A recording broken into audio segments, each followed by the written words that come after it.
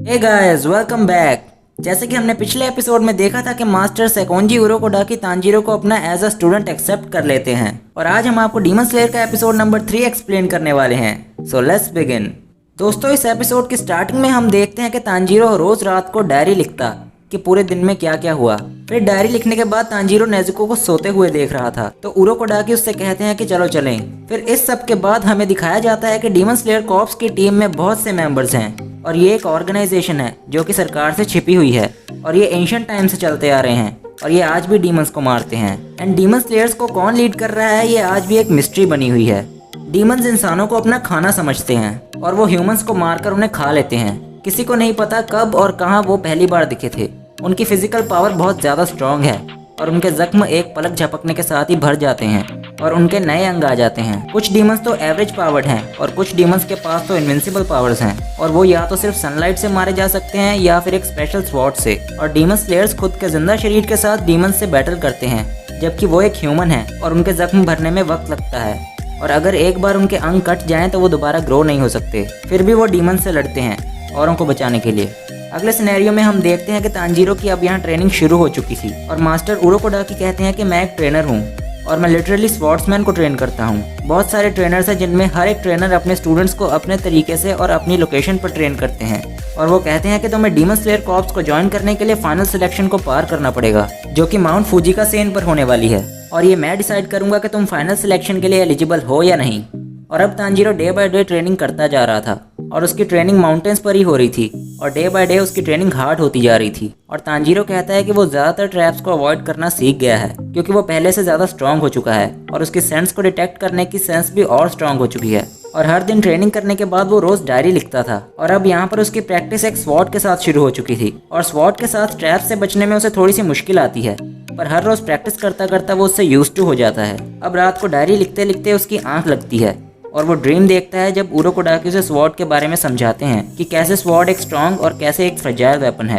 और अगले दिन हम उरोकोडाकी और तांजीरो को फिर से देखते हैं जहां वो ट्रेनिंग के अगले सेशन में उसे 1-on-1 फाइट के लिए चैलेंज करते हैं। उसके बाद अगले दिन उरोकोडाकी तांजीरो से कहते हैं कि आज वो उसे ब्रीदिंग टेक्निक्स और कुछ फॉर्म्स सिखाने वाले हैं और वो कहते हैं कि वो उसे पूरी 10 वाटर ब्रीदिंग फॉर्म्स सिखाने वाले हैं और उसकी हार्ड ट्रेनिंग अब शुरू हो चुकी थी जिसके लिए वो उसे वाटरफॉल के पास लेके जाते हैं। इसके बाद अब यहाँ पर प्रैक्टिस करते हुए 6 महीने हो चुके थे और वो नेजुको से कहता है कि 6 महीने हो चुके हैं तुम्हें सोते हुए। और मास्टर उरोकोडाकी ने डॉक्टर को भी बुलाया था ताकि वो उसे चेक कर सकें पर उन्हें नेजुको के सोने में कुछ भी गलत नहीं लगा। और तांजीरो कहता है कि ये नॉर्मल नहीं है तुम्हारे लिए इस तरह से सोना और मैं डर गया था। उसे चिंता है कि एक सुबह वो उठेगा और नेजुको उसे मरी हुई मिलेगी। एक भी दिन ऐसा नहीं निकला जब उसे उसकी चिंता नहीं हुई। जिसके बाद हम देखते हैं कि तांजीरो फिर से एक न्यू डे में अलग अलग तरह की ट्रेनिंग्स करता हुआ दिखाया जाता है। और अब एट द एंड हम देखते हैं कि उरोकोडाकी तांजीरो से कहते हैं कि अब मेरे पास तुम्हें सिखाने के लिए और कुछ नहीं है और अब बाकी सब तुम पर ही है कि तुम अगले लेवल पर खुद को इम्प्रूव कर पाओगे या नहीं। फिर वो कहते हैं कि मेरे साथ चलो। उसके बाद वो उसे एक बड़े से पत्थर के पास लेकर जाते हैं जहाँ पर वो उससे कहते हैं कि अगर तुमने इस पत्थर को 2 स्लाइसेस में यानी कि 2 पीसेस में कट कर दिया तो मैं तुम्हें फाइनल सिलेक्शन में एंटर होने के लिए अलाउ कर दूंगा। तो तांजीरो कहता है कि क्या स्लाइस, मुझे नहीं लगता कि मैं इसे कर पाऊंगा। जिसके बाद उरोकोडाकी उसे बिना सुने वहां से चले जाते हैं। जिसके बाद तांजीरो से स्लाइस करने के लिए उरोकोडाकी की सिखाई हुई हर एक स्किल से उस पत्थर को कट करने की कोशिश करता है पर हर बार वो नाकामयाब हो जाता है। और अब यहाँ पर उसे कोशिश करते हुए 6 महीने हो चुके थे और वो अब तक उसे कट नहीं कर पाया था। इसके बाद वो हर रोज फिर से प्रैक्टिस करता जा रहा था और फिर वो नेजुको को याद करता है और अपने सिर को पत्थर में मारता हुआ तांजीरो कहता है कि तुम कर सकते हो तांजीरो। तभी उसी पत्थर पर तांजीरो को एक लड़का बैठा हुआ दिखाई देता है जो कि उससे कहता है कि शांत हो जाओ। वो तांजीरो से कहता है कि ये मायने नहीं रखता कि तुम कितना झेल रहे हो, उसे शांति से झेलो। और अगर तुम खुद को एक आदमी बोलते हो और जबकि तुम कमजोर और धीमे हो तो इससे तुम खुद को आदमी नहीं कह सकते। तब वो तांजीरो से कहता है कि वो उससे फाइट करे ताकि वो उसे प्रैक्टिस करवा सके। जिस पर तांजीरो उससे कहता है कि मैं तुमसे कैसे लड़ सकता हूँ, तुम्हारे पास एक वुडन स्वॉर्ड है और मेरे पास एक रियल स्वॉर्ड है। जिस पर वो हंसने लगता है और तांजीरो से कहता है कि शुक्रिया मेरी चिंता करने के लिए। तो तुम सोचते हो कि तुम मुझे चोट पहुंचा सकते हो। जिसके बाद वो उससे लड़ने लगता है और वो कहता है कि तुम्हें मेरी चिंता करने की कोई ज़रूरत नहीं, मैं तुमसे ज़्यादा पावरफुल हूँ क्योंकि मैं उस पत्थर को काट चुका हूँ। जो सुनकर तांजीरो हैरान रह जाता है।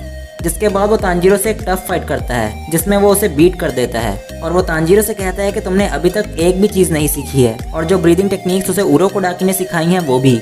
जिसके बाद तांजीरो उससे फाइट बैक करता है और उससे कहता है कि जो कुछ भी उसने सीखा है उन सब से वो हर एक दिन कोशिश करता है, पर वो आगे नहीं बढ़ पाता। तो वो लड़का तांजीरो से कहता है तो फिर आगे बढ़ो, अगर तुम एक आदमी हो और खुद को एक आदमी कहते हो, मुझे दिखाओ कि तुम किस काबिल हो। जिसके बाद वो उसे एक स्वॉर्ड स्ट्राइक से गिरा देता है और तांजीरो बेहोश हो जाता है। फिर हम देखते हैं कि एक छोटी लड़की आती है जिससे वो लड़का कहता है कि अब बाकी सब मैं तुम पर छोड़ता हूँ। और अब शाम से रात हो चुकी थी और जैसे तांजीरो की आंखें खुलती हैं तो वो उस लड़की को अपने सामने देखता है और वो उससे कहती है कि क्या तुम ठीक हो।